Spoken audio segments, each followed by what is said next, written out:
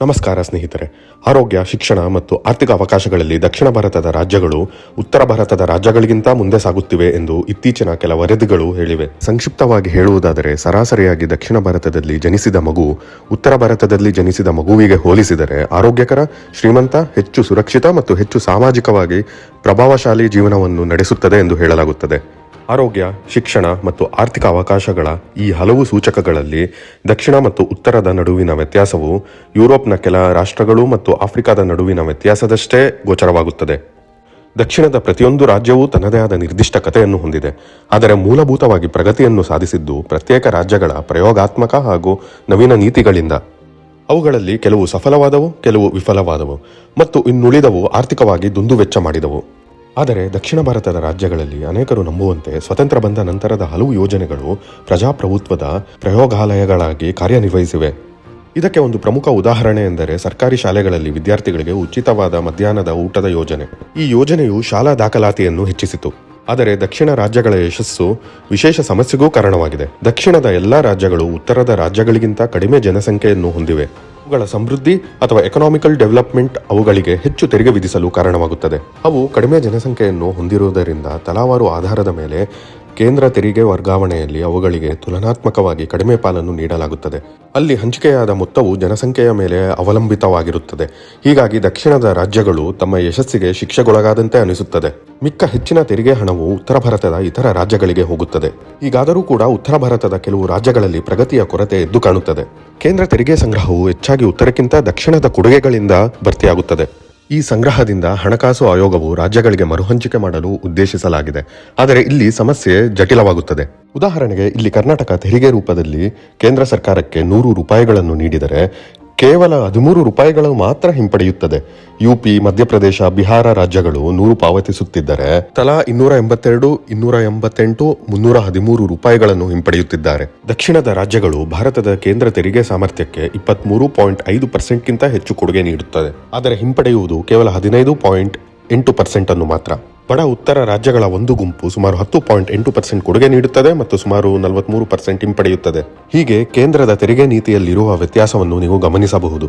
ವೀಕ್ಷಕರೇ, ಈಗ ಉತ್ತರ ಭಾರತದ ಈ ಪರಿಸ್ಥಿತಿಗೆ ಕಾರಣ ಹುಡುಕುತ್ತಾ ಹೋದರೆ ನಾವು ಕಾಲಘಟ್ಟದಲ್ಲಿ ಸ್ವಲ್ಪ ಹಿಂದೆ ಹೋಗಬೇಕಾಗುತ್ತದೆ. ಅದು 18ನೇ ಶತಮಾನ. ಬ್ರಿಟಿಷರು ಉತ್ತರ ಭಾರತದಲ್ಲಿ ಜಮೀನ್ದಾರಿ ವ್ಯವಸ್ಥೆಯನ್ನು ಆಕ್ರಮಣಕಾರಿಯಾಗಿ ಜಾರಿಗೆ ತಂದ ಸಮಯ.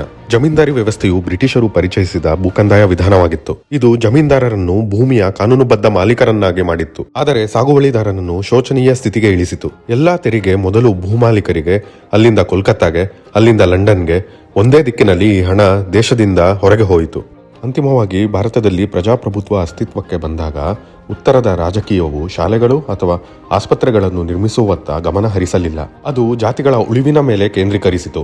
ರಾಜಕೀಯ ನಾಯಕರು ಮೂಲಸೌಕರ್ಯವನ್ನು ಭರವಸೆ ನೀಡುವ ಬದಲು ಪ್ರಾತಿನಿಧ್ಯವನ್ನು ಭರವಸೆ ನೀಡುವ ಮೂಲಕ ಅಧಿಕಾರಕ್ಕೆ ಬಂದರು. ಮುಂದೆ 1952ರಲ್ಲಿ ಕೇಂದ್ರ ಸರ್ಕಾರ ಸರಕು ಸಮೀಕರಣ ನೀತಿಯನ್ನು ಅಥವಾ ಫ್ರೈಟ್ ಈಕ್ವಲೈಸೇಷನ್ ಪಾಲಿಸಿಯನ್ನು ಪರಿಚಯಿಸಿತು.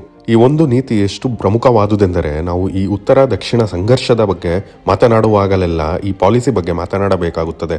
ಮೂಲತಃ ಸರ್ಕಾರಕ್ಕೆ ಶ್ರೀಮಂತ ಖನಿಜಗಳು ಮತ್ತು ಸಂಪನ್ಮೂಲಗಳು ಉತ್ತರದಲ್ಲಿವೆ ಎಂದು ತಿಳಿದಿತ್ತು. ಇದರರ್ಥ ಯಾವುದೇ ಕಾರ್ಖಾನೆ ಮಾಲೀಕರು ಹೆಚ್ಚು ದಕ್ಷಿಣದಲ್ಲಿ ಹೂಡಿಕೆ ಮಾಡುವುದಿಲ್ಲ ಅಂತ. ಆದ್ದರಿಂದ ಕೇಂದ್ರ ಸರ್ಕಾರವು ಉತ್ತರದಿಂದ ದೇಶದ ಬೇರೆಡೆಗೆ ಕಾರ್ಖಾನೆಗಳಿಗೆ ಉತ್ಪಾದನೆಗಾಗಿ ಸಾಗಿಸುವ ವೆಚ್ಚಕ್ಕೆ ಸಬ್ಸಿಡಿ ಅಥವಾ ಸಹಾಯಧನ ಘೋಷಿಸಿತು. ಆದರೆ ಇಲ್ಲಿ ಗಮನಿಸಬೇಕಾದ ಅತಿ ಮುಖ್ಯವಾದ ಸಂಗತಿ ಏನೆಂದರೆ, ಉತ್ತರದಲ್ಲಿ ಇಲ್ಲದಿದ್ದದ್ದು ದಕ್ಷಿಣದಲ್ಲೇನಿತ್ತು ಅಂತ. ದಕ್ಷಿಣದಲ್ಲಿ ಕರಾವಳಿ ರಾಜ್ಯಗಳು, ಬೃಹತ್ ಬಂದರುಗಳು ಇದ್ದವು. ಸರಕುಗಳನ್ನು ಉತ್ಪಾದಿಸಲು ಮತ್ತು ಅವುಗಳನ್ನು ಪ್ರಪಂಚದ ಉಳಿದ ಭಾಗಗಳಿಗೆ ರಫ್ತು ಮಾಡಲು ಬೇಕಾಗಿರುವವು ಇವೆ. ಆದ್ದರಿಂದ ದಕ್ಷಿಣದಲ್ಲಿ ಬಹಳಷ್ಟು ಕೈಗಾರಿಕೆಗಳು ಸ್ಥಾಪನೆಯಾಗಲು ಪ್ರಾರಂಭಿಸಿದವು. ಈ ನೀತಿ 4 ದಶಕಗಳ ಕಾಲ ಜಾರಿಯಲ್ಲಿತ್ತು. 1993ರಲ್ಲಿ ಈ ನೀತಿಯನ್ನು ಅಂತಿಮವಾಗಿ ರದ್ದುಗೊಳಿಸಲಾಯಿತು. ಆ ಸಮಯದಲ್ಲಿ ದಕ್ಷಿಣದ ರಾಜ್ಯಗಳಲ್ಲಿ ಸಂಪೂರ್ಣವಾಗಿ ವಿಭಿನ್ನವಾದ ಪ್ರಯೋಗಗಳು ನಡೆಯುತ್ತಿದ್ದವು. ಅಷ್ಟು ಸಂಕೀರ್ಣವಾಗಿಲ್ಲದಿದ್ದರೂ ದಕ್ಷಿಣವು ಕೂಡ ತನ್ನದೇ ಆದ ಸಮಸ್ಯೆಗಳನ್ನು ಎದುರಿಸಬೇಕಾಯಿತು ಮತ್ತು ಅದು ಖಚಿತವಾಗಿ ಸುಲಭವಾಗಿರಲಿಲ್ಲ. ಆದರೆ ದಕ್ಷಿಣದಲ್ಲಿ ಶಿಕ್ಷಣದ ವ್ಯವಸ್ಥೆ ಉತ್ತರಕ್ಕೆ ಹೋಲಿಸಿದರೆ ಉತ್ತಮ ಮಟ್ಟದಲ್ಲಿತ್ತು. ದಕ್ಷಿಣದ ರಾಜ್ಯಗಳು ಬಹುಬೇಗ ಅರ್ಥ ಮಾಡಿಕೊಂಡ ಸಂಗತಿ ಏನೆಂದರೆ, ಶಾಲೆಗಳನ್ನು ಕಟ್ಟುವುದು ಮಾತ್ರ ಸಾಕಾಗುವುದಿಲ್ಲ. ಏಕೆಂದರೆ ಮಕ್ಕಳು ಹಾಜರಾಗಲು ತುಂಬಾ ಬಡವರಾಗಿದ್ದರು. ಅವರು ಹೊಲಗಳಲ್ಲಿ ಕೆಲಸ ಮಾಡಬೇಕಿತ್ತು. ಹಸಿವಿನಿಂದ ಬಳಲುತ್ತಿರುವ ಮಗುವಿಗೆ ಗಣಿತವನ್ನು ಕಲಿಸಲು ಸಾಧ್ಯವಿಲ್ಲ. ಆದ್ದರಿಂದ 1956ರಲ್ಲಿ ತಮಿಳುನಾಡಿನಲ್ಲಿ ಶಾಲೆಗಳಲ್ಲಿ ಮಧ್ಯಾಹ್ನದ ಊಟದ ಯೋಜನೆಯನ್ನು ಪ್ರಾರಂಭಿಸಲಾಯಿತು. ಇದರ ಅರ್ಥ ಶಾಲೆಗೆ ಬರುವ ಪ್ರತಿಯೊಂದು ಮಗುವಿಗೂ ಉಚಿತ ಊಟ. ಈ ಯೋಜನೆ ಅತ್ಯಂತ ಕ್ರಾಂತಿಕಾರಿಯಾಗಿತ್ತು.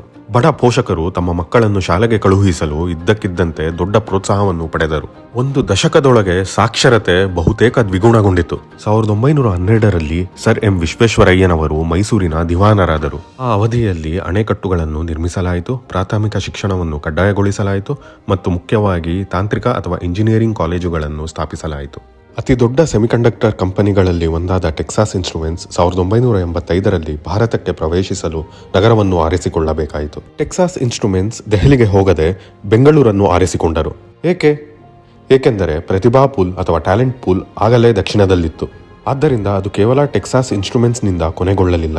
1991ರಲ್ಲಿ ಜಾಗತಿಕ ಆರ್ಥಿಕತೆ ತೆರೆದುಕೊಳ್ಳುವ ಹೊತ್ತಿಗೆ ದಕ್ಷಿಣ ಭಾರತದಲ್ಲಿ ಈಗಾಗಲೇ ಕೌಶಲ್ಯಪೂರ್ಣ ಸಮರ್ಥ ಕಾರ್ಯಪಡೆ ಸಿದ್ಧವಾಗಿತ್ತು. ಫೋರ್ಡ್, ಹುಂಡೈ, BMW ಹೀಗೆ ಹಲವಾರು ದಿಗ್ಗಜ ಕಂಪನಿಗಳು ದಕ್ಷಿಣಕ್ಕೆ ಬರಲು ಪ್ರಾರಂಭಿಸಿದವು. ಕರ್ನಾಟಕ 1997ರಲ್ಲಿ IT ನೀತಿಯನ್ನು ಪರಿಚಯಿಸಿದ ಭಾರತದ ಮೊದಲ ರಾಜ್ಯವಾಯಿತು. ಬೆಂಗಳೂರು ಭಾರತದ ಸಿಲಿಕಾನ್ ವ್ಯಾಲಿಯಾಗಲು ದಾರಿ ಮಾಡಿಕೊಟ್ಟಿತು. ಅದೇ ವರ್ಷ ಆಂಧ್ರಪ್ರದೇಶದ ಮುಖ್ಯಮಂತ್ರಿ ಬಿಲ್ ಗೇಟ್ಸ್ ಅವರನ್ನು ಭೇಟಿಯಾಗಿ ಸಿಯಾಟಲ್ನ ಹೊರಗೆ ಮೈಕ್ರೋಸಾಫ್ಟ್ನ ಮೊದಲ ಅಭಿವೃದ್ಧಿ ಕೇಂದ್ರವನ್ನು ಹೈದರಾಬಾದ್ನಲ್ಲಿ ತೆರೆಯಲು ಮನವೊಲಿಸಿದರು.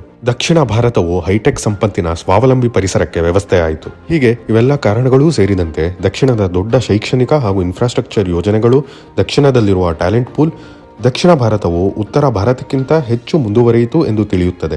ವೀಕ್ಷಕರೇ, ಇದೆಲ್ಲ ಏನೇ ಇದ್ದರೂ ಭಾರತವನ್ನು ಒಂದು ಅಖಂಡ ದೇಶವನ್ನಾಗಿ ನೋಡುವ ಮೂಲಕ ಉತ್ತರ ಮತ್ತು ದಕ್ಷಿಣದ ನಡುವಿನ ಚರ್ಚೆಯು ಹೋರಾಟದಂತೆ ಭಾಸವಾಗಬಾರದು ಮತ್ತು ಅಖಂಡ ಭಾರತ ಒಂದು ದೇಶವಾಗಿ ಈ ಅಸಮತೋಲನಗಳನ್ನು ಬಗೆಹರಿಸಿ ಯಶಸ್ವಿಯಾಗಿ ಮುಂದುವರಿಯಬೇಕು ಮತ್ತು ವಿಶ್ವದ ಒಂದು ಪ್ರಬಲವಾದ ಶಕ್ತಿಯಾಗಿ ಮುಂದುವರಿಯಬೇಕಲ್ಲವೇ?